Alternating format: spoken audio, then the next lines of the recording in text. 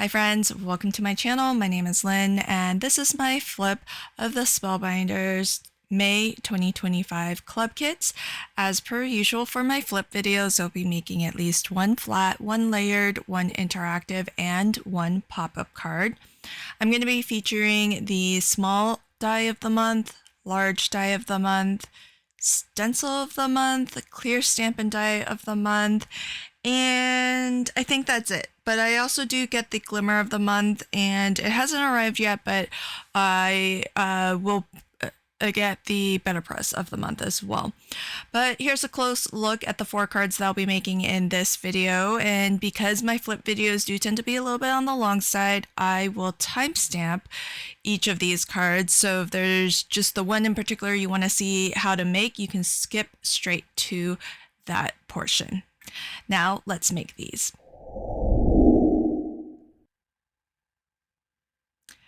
Okay, so we're gonna start with my flat card, and I kind of made a little bit of a boo-boo. I started making the card before I turned on the camera, so oops, but I didn't get that far. So I am starting with the clear stamp of the month, and what I did was I took one of the stamps which has the top and the bottom end, and I kind of figured out how to space this so that it's more or less even and there's a little bit of room in between each crayon.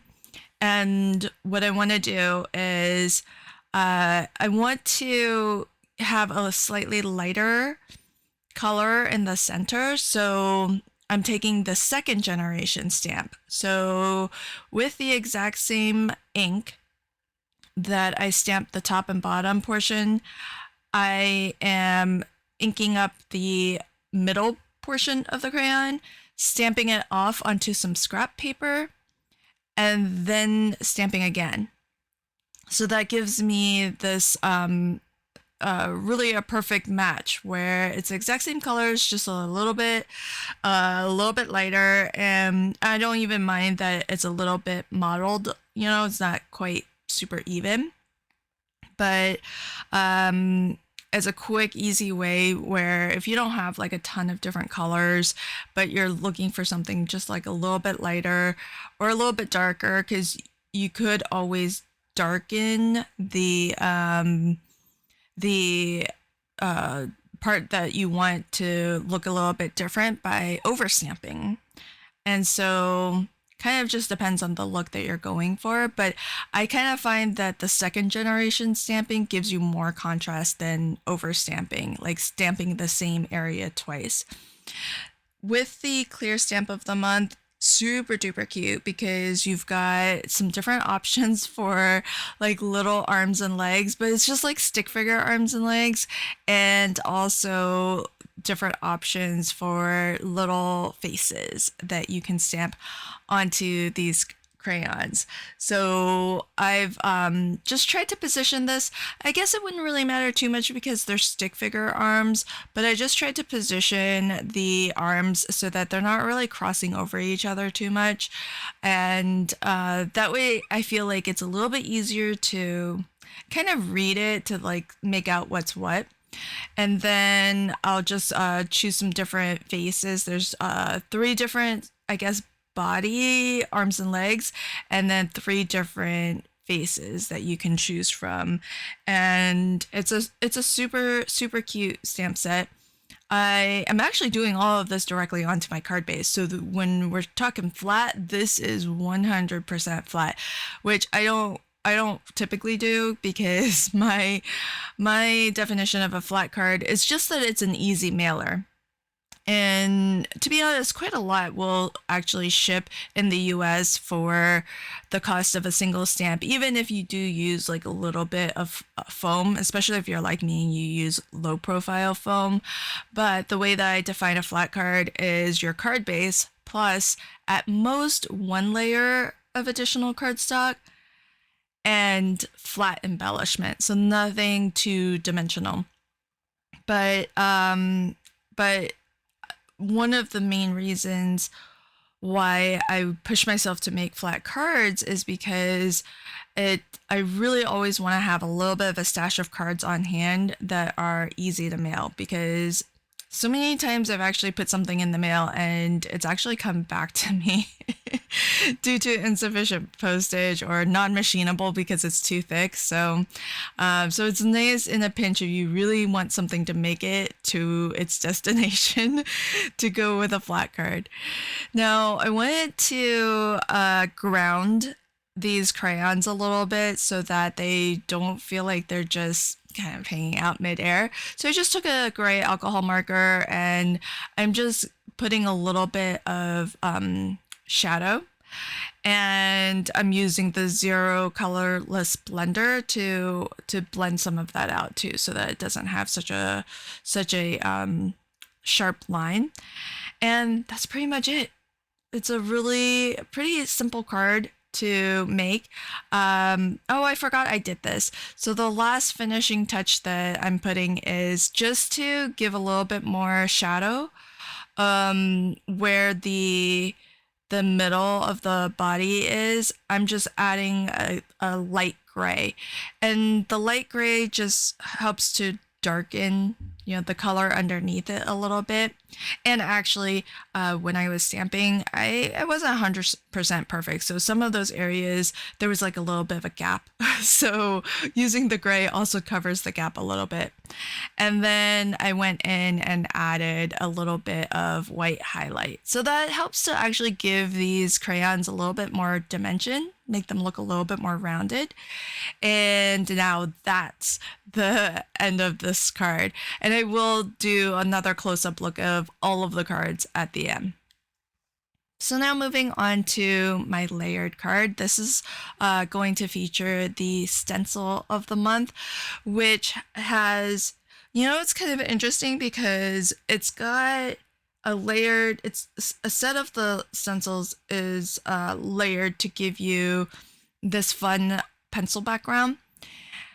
And there's 4 stencils: the eraser, which is what I'm starting with, the body of the pencil, like what would normally be, I guess, like the yellow part, and then the tip of the pencil, not the very tip where the lead is, but where the wood has been, like if you sharpen your pencil and you see that wood that's exposed, so that layer.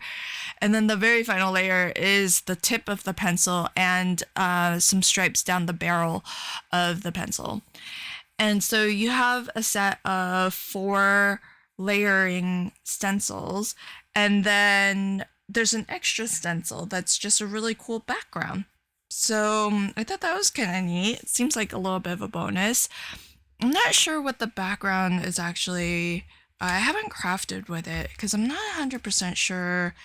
It looks sort of retro to me when I look at it, because it almost looks like, so it starts with like a perfect circle in the center, but that's the part that's actually masked off. And then there's ovals to the left and right of it, and it becomes more and more oblonged and thinner as it gets to the edges. But what you're actually stenciling is in between all of those circles and ovals. It's kind of interesting. I'm gonna have to craft with it and see. It's a pattern I don't think I've ever really seen before. So I'm gonna be curious to see how that looks once you stencil it out. This one I recognized and I thought was super cute, so that's why I went with this one.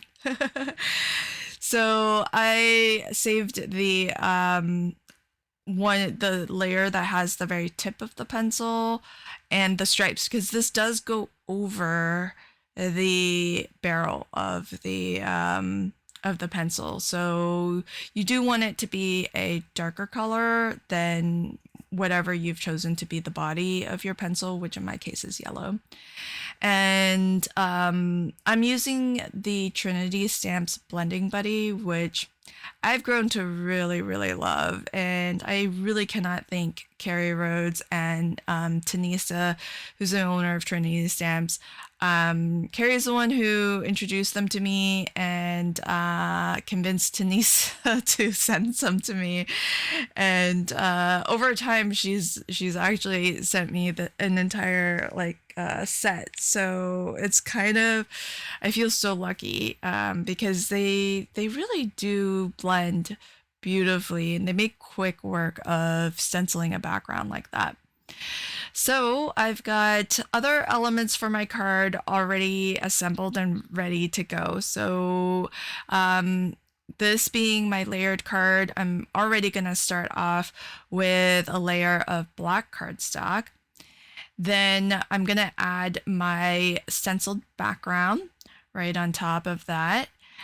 And I'm going to keep on going with the layers. And one of the things that I like when I'm doing layers is to always kind of frame any additional layers that go on top. Now, the next layer I want to be big enough so that it can be a foundation, I guess, or like a little stage background for my focal image and my sentiment. See, I've even thought of my sentiment ahead of time this time, which is kind of rare. But the sentiment is from the clear stamp of the month, which does have a coordinating die to cut it out. And then this apple is actually from the small die of the month. So I just want to make sure that this panel here is large enough to surround that, but I want it to be small, just big enough, because I don't want it to be too big and have it cover up the entire background to where you can't even make out anymore what it is that's in the background. Because the design of the stenciled background, those pencils, they're pretty large. They're probably an inch long. So it's a fairly large print background. So I don't want to cover it up too much, because then you're not going to really see enough of the design to really appreciate or maybe even make out what it is. And then so I've got some foam, low profile foam behind my second layer, framed layer, the yellow and the black layer. And then I've got another layer of low profile foam behind my apple. Now, truthfully, I think this is still going to go through the mail just fine, because it's 2 layers of low profile foam, which takes it to maybe 2.5 millimeters thick. And that's not going to be over 1/4 of an inch, so you don't need to do the non-machinable. And it's not super heavy, or I don't think this will be over 2 ounces either, or 1 ounce, I mean. So a regular standard 1 ounce stamp should be just fine. Okay, so now moving on to my interactive card. So this one was actually the first card in this series that I made. Here's the idea that I have. Okay, there's the stack of books that you can die cut out with the small die of the month. And there's 3 different size, somewhat different shape books. And for each of those 3 unique sizes, there's 2 different sentiments that you can cut into. These are kind of like the spine of the book. That's what you're looking at there. And so for each of those sizes, there's actually 2 different sentiments that you can, cut. And so you can cut the outline once by itself, and then you can cut the same outline and use one of the sentiments with it and layer that on top of your first layer. So the idea that I had was, my initial idea was, what I wanted is to kind of create something where it's a slider, and that's what I'm working on now, my slider mechanism. All I've done is just cut a slit into some heavyweight cardstock, and the slit you want to be about like a 1/16 of an inch, maybe a smidge more is fine. You don't need this to be too thick, but you want it to have a little bit of a gap there. And the concept of my card is I want it to be able to pull on a tab, have it slide, and then have the book titles change. So have the sentiment change behind the books. And I actually wanted all three of them to change, but I settled for just the one. So what I did was I cut an aperture of one of the books. This is going to be the topmost book. That aperture I've already cut out of my topmost panel of my card. Now I'm making the slider mechanism. I've already cut a slit that it doesn't have to be very, this is way longer than actually it needs to be because I'm only going to have one of the book titles actually change. And so the book spines don't really have to travel that far to make that transition. It really only needs to travel about half an inch, the height essentially of that book. And for my slider mechanisms, this is my standard way of making a slider mechanism. You just cut yourself a slot that's going to be the slider path, and then you can die cut or punch 4 circles. 2 of those circles you want to fold in half and then glue half of each of those to a full circle. And then you want to open up those legs, so to speak, and then close them, slot them through your little mechanism here, and then open it up flat again, and then glue the 4th and final circle to this stack of discs, basically. And what you've done is created a mechanism that will slide up and down that track that you've created, but it's not glued to anything, but it's going to still be locked into that track, so it can't, you can't remove it. So that's your basic slider, and it's really easy to make. You don't need any special dies or anything. Okay, so then what I need to do is start to position this. Essentially, you don't really need as tall of a bit of cardstock as what I have here. So I'm actually just going to figure out if this is large enough and then just cut off the rest. And one of the best ways to just try to see if everything is working the way that you want is to do some dry fitting. So I actually want to make my pull tab right now so that I can exercise the mechanism and just make sure that it works as expected before I start to cut anything off. So I've just got some washi and I taped that down. The red strip here is 1 inch wide, and it's some scrap. So I've just put some temporary adhesive, and all I'm gonna do is just try this out, make sure that it's actually going to work the way that I want. And everything's temporary, so I'm putting a little bit of adhesive, but not a ton, just enough to hold it steady. And that looks like it's gonna work just fine. Now, I wouldn't do what I'm doing now at this time. I would actually wait on this because later it gets to be harder. And I make this mistake all the time. I always put acetate behind my aperture way too early. And then I always regret it because usually it's helpful to leave the opening so that you can actually trace through it, and that will help you line up whatever needs to go behind this. And that would have been pretty smart to do. Except that the reason why I was so eager to get the acetate behind that aperture opening is because as I was testing my slider mechanism and pulling it up and down, the opening of that aperture was creating a catch point, and it was just making it hard for me to test this. Whereas if you have that nicely smoothed over and it's got some acetate behind it, then there's nothing there for the pull tab to catch on, and so it just operates a little bit easier. But I should have been thinking ahead, because that's, like I said, is a mistake that I make all the time, is closing up the aperture way too early.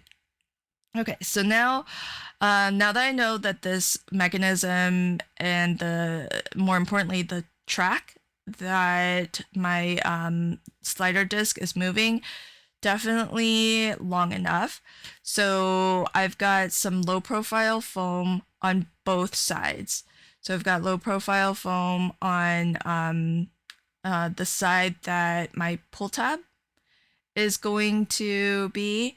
And a lot of times what I'll do with these slider mechanisms is I'll have the pull tab attached to, say, like the bottom of the mechanism. See how right here I can't actually draw through, so I'm having to do like little pencil marks, but as estimates.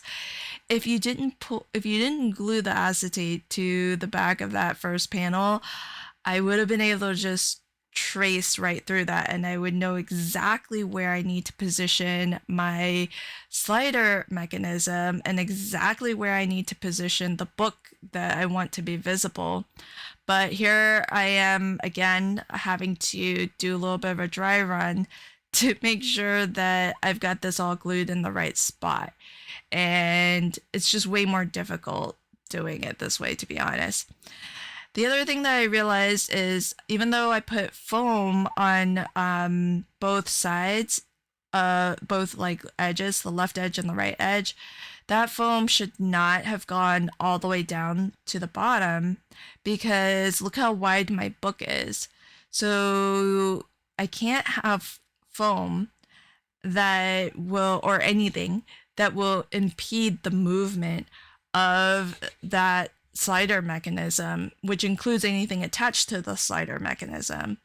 So that's why I had to remove some of that foam. So you want to make sure that that you don't have anything obstructing the path of your pull tab or anything attached to your pull tab. You know, I was saying earlier that normally I would have the pull tab on, say, like the bottom of my slider mechanism, and then on the top of the slider mechanism, I'll attach whatever it is that I want to move. But in this case, I'm just going to attach my books directly to the pull tab. And I'm actually now intentionally putting foam back as a stopper, because the slider track is actually longer than it needs to be. And I don't mind that. I mean, I'd rather it be longer than it needs to be, and then I can stop the movement wherever I want to stop the movement. But if it's too short, that's when you have to kind of adjust that slit.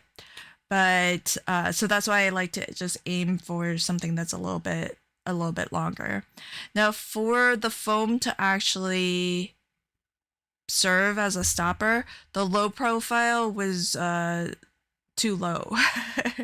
And it was quite possible for my my book here to actually slide over top that foam, which, to be honest, once you have it glued down, that won't be an issue. But I did decide to add another layer of low profile foam on top, just so that it's a really nice solid block to make that mechanism stop moving.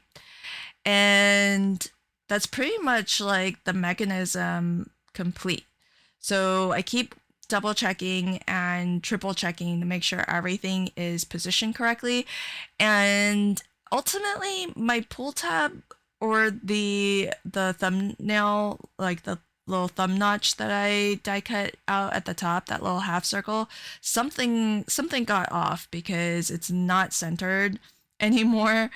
But I think I could have avoided a lot of that if I had just remembered from past mistakes that I should trace out that aperture opening before I close it off with acetate. So hopefully this time the lesson is learned, and I doubt this will be the last time I make that mistake, though.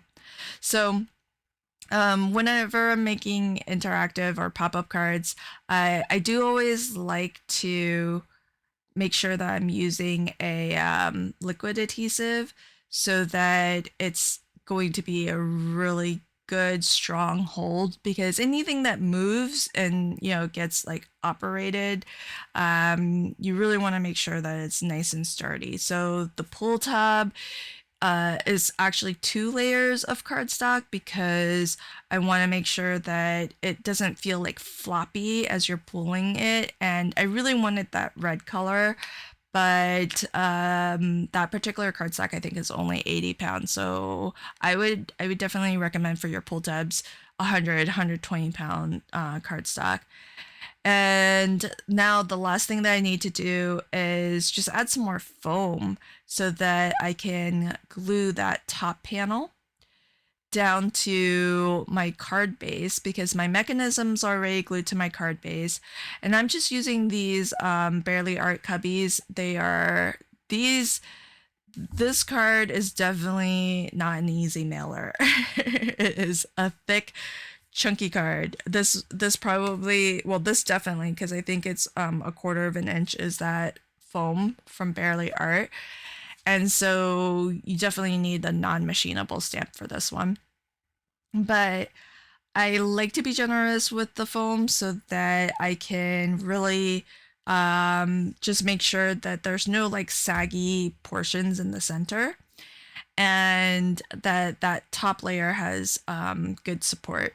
But I want to use a foam that's thick enough so that it's not pinching down the mechanism at all. And I use so many layers of low profile foam, and so I figured this was the closest approximation. And so once I get enough foam added to this, it does seem like a lot, but it feels nicer this way. I think it just feels a little bit more like sturdy and substantial. So then once that's in, all I need to do is adhere that top panel with the aperture right over top this, and then I can finish decorating the card. And one of the reasons why I chose this particular book size out of the 3 to be on the top is that I kind of like, this is what I was going for, is the fact that you study, and by studying you gain wisdom.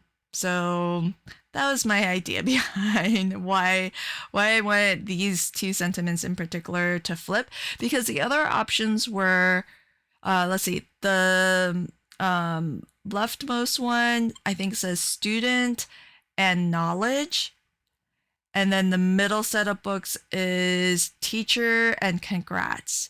And I kind of felt like those don't flip, quite as I don't know, in a meaningful way. So at least I could tell a story behind how and why studying turns into knowledge or into wisdom. But I guess it turns into knowledge too, huh? Well, that's my story. I'm sticking to it. It tickled me as I was making this card, because that was the whole idea, was just to have these sentiments change over with the pull of the tab. Now, also in the small die of the month, you have this really adorable apple, and you've got some different things that you can sort of maybe dress him in. So there's a graduation cap, and then I have to make this apple again, but then I need to use the eyeglasses because he's super cute with the eyeglasses. And I actually do I do have that layered card. I'll go back and add some eyeglasses to the apple that I used on my layered card, because I actually made this one first, but I had an extra apple, which is why I used it for my layered card. But now seeing the eyeglasses again, I'm gonna have to go back and add some eyeglasses to that earlier apple card we saw. Okay, so now on to my fourth and final card, which is my pop-up card, and this is going to feature the large die of the month, which is this is actually a shaped card. I don't know that we've gotten a shaped card recently as one of the club kits, so it's kind of cool. So it does actually measure 4 1/4 by 5 1/2, so it is A2. There is the die has the score line and this extra glue tab, and what all you need to do is just die cut this twice, but on one of the layers you'll want to trim off the glue tab. Now, I've actually cut it out a third time, and that's because I actually want to hide this glue tab and in between two layers. So I've taken two layers and putting them together as flush as possible, folding the glue tab over, and then I'm going to, with my pretty version, this teal refrigerator. This is going to be the front of my fridge or the front of my card. I've already trimmed off the glue tab, and then I'm just going to glue that right over top. That way, it has a few benefits to it. One, you hide that glue tab, which is the hinge that keeps the two flaps together, and then two, that sort of gives you like the pretty die cut edge, the like around the edges where you have that slightly rounded sort of beveled from the die. It's a really nice professional cut edge, and so if you do this, then you actually have that on the inside and the outside of your card, and especially since this is a pop-up card and it's going to a lot of the fun of it's going to be in once you open the card in the center of the card. I definitely want a nice finished die cut edge in on the inside of this card. So that's the other reason why I cut it out a third time, so that I could have a nice finished edge on pretty much everything except for the very, very back of the card, which doesn't really matter too much because no one really looks at that, right? So in this die set, really cute, you get a full alphabet panel. So that makes the large die of the month pretty amazing, pretty versatile. I mean, you're getting like a shaped card, which is kind of fun. And it doesn't always have to be a fridge. You could really, turn this into anything. It's just got the rounded corners at the top, and some they're not quite embossed. It's deep. It's kind of cut through at the bottom, and at the top there's those extra two lines for some detailing, which I think is meant to serve as like where the door opens, and the bottom is supposed to be, it's like a bottom freezer. But you get a full alphabet set, and it looks like it's small, but it's actually a nice size. It's actually 3/8 of an inch tall, which is kind of cute. So it's meant to be like, little alphabet magnets that you can put on your fridge.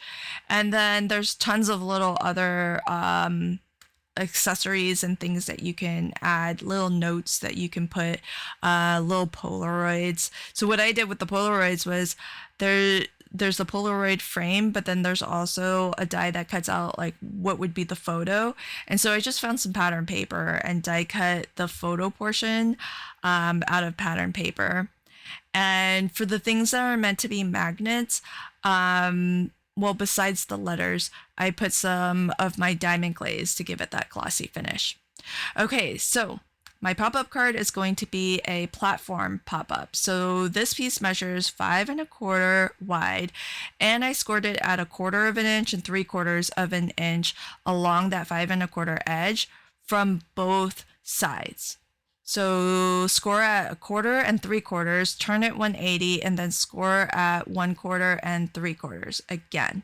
So this is going to be the same on both sides. So mountain fold all of that, and then make yourself a second one. So you need two. Now the height of this is kind of up to you. It could be taller than what I made it to be, but I cut mine to 3.5 inches tall. So if you're following what I did, it's going to be 3.5 inches tall by 5.25 wide. You need two pieces like that. Along the 5.25 inch edge, you want to score it at 1/4 inch and 3/4 inch. Rotate it 180 degrees and score at 1/4 and 3/4 again. The 1/4 inch section, all of the 1/4 inch sections, those are glue tabs. So what I did was I put just a thin strip of double-sided adhesive tape on all four of the 1/4 inch tabs, but I'm also going to put a little bit of liquid adhesive because remember what I said, whenever I'm making interactive pop-up cards, etc., I like to use liquid adhesive. Make sure it's really nice and strong. So I folded this at that 3/4 inch line, and then I butt that up to the outside edge of my card. And then what I'm going to do on the opposite side is, again, I need to fold this, but this time I'm folding on the 1/4 inch edge where the glue tab is, and I've glued that down. So all of this has been glued to the right side of, this is the inside of our card that we're looking at. So that's half of the platform. And now I need to glue the second half down. And I want to make sure that these two halves are actually attached to one another. So what I need to do is the little 1/2 inch section that's where your fold or the middle of your card is, I put a line of double-sided adhesive tape there too, because that's going to attach these two platforms together so that when one gets pulled open, it will pull the other one open as well. And the 1/4 inch glue tab, I folded that down and I'm trying to line up the fold of the platform right up against the fold of my card. And then I'm going to close this down, really make sure that it's always going to be able to close flat again. And because there was did I put liquid adhesive? I really should have. I know I put dry double-sided adhesive in the center there. So that's going to land where it needs to land. And then we have our final glue tab here. So you want to fold this on the 3/4 inch edge and then fold down and close your card on top of it. So that really ensures, this is also another chunky monkey card because there's a lot of layers in the middle of this card, especially since the large die of the month, there's this other die set that you can get with it that is it's got all of these like condiments and like grocery type things that you can put inside your fridge. So it took me a good long time to do all of the die cutting and assembly, but you can make a soda pop bottle, water bottles, wine bottle. You can do half a dozen eggs in their crate, their little container. You can do a milk carton. You can do condiment jars like your ketchup and mustard. You can do your jam and jelly jars. And what I did with the jam jar is I actually just die cut the jar from just, some solid color cardstock, and then again I used diamond glaze over it so that it has that really glossy, shiny look like glass. And then I die cut the top portion of those jars from some gingham pattern paper. So it was kind of fun to put all of these together. The milk carton only had the one layer, but if you take See how on the soda, like the Coke bottle, oh, it's not in, well, you can maybe see one on the right sometimes. You know the little red strip that goes across, it's like the label of the Coke bottle. I took that label and that's what I used as the label for my milk carton. Because the milk carton actually doesn't have like multiple layers. There's so many like little dies, and now keep in mind everything I'm adding to the inside of this fridge, all of the like food items and drinks and stuff, that is not part of the large die of the month. That's a separate die step. But what does come is these little, they're the little shelves that you have on the door of your fridge. So those do come in the large die of the month. You don't see it on my die storage because it's actually on the back. And what I did was I cut and even that part is layered. So I cut the bottom layer out of acetate for those like those shelves, the refrigerator shelves, and then the top layer I cut out of some holographic card. But this was a lot of fun to do. Like, I love the little labels on the ketchup bottle and the mustard bottle. I think there was one thing that I did not put together, which was I think it was mayonnaise. I think it was a mayonnaise jar or tube or something like that. I think that was the one thing I didn't assemble. But otherwise, I think I put everything together from that extra die set, which is pretty fun to do. So, how would you stock your fridge? I guess is the question. This actually does not look too far off from what I would normally stock in my fridge. So, that is my pop up card complete. I had a lot of fun with this one. Super, super fun. Okay, so here is a final look at the 4 cards that I created. My flat card features the clear stamp of the month, and this one is completely flat, pretty rare for me, but I love how the rainbow color crayons turned out. This is my layered card that features the stencil of the month, the small die of the month, and the sentiment is from the clear Stampin' die of the month. And I'm gonna go back and add some eyeglasses to this apple because I think the glasses are just so cute. Next up is my interactive card, which features the small die of the month. It's a slider card, and I just got a kick out of the whole idea of the book spine changing over from study to wisdom. So that's I still get a kick out of it. It's like the simplest mechanism, but it's a lot of fun, I think. And then my final card is my pop-up card, which features the large die of the month. And there's the extra die set. I actually don't know the name of it, but I'll try to remember to put it in the description box below.